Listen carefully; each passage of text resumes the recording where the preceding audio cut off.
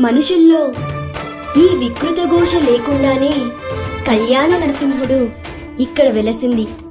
అందుకే ఆ యాదర్శి తపస్సు చేసింది. ఓం లక్ష్మీ నరసింహాయ నమః. ఓం ధన్యోస్మి మహాదేవ. యాదర్శి మహాముని, స్వామి, నీ తపస్సుచే పునీతమైన ఈ క్షేత్రం యాదగిరి గుట్టగాను, శ్రీవారు శ్రీ యాదగిరి నరసింహస్వామిగాను కొలువబడతారు. మహాప్రసాదం. పురాణయుగమున ఈ గిరిపైనే తపమునరించెను యాదఋషి. ధరాతలమున అతని పేరుతో అయినది ఈ గిరి యాదగిరి. ఈ గుహలో వెలసెను ప్రాయమహోజ్వల జ్వాలా నరసింహుడు.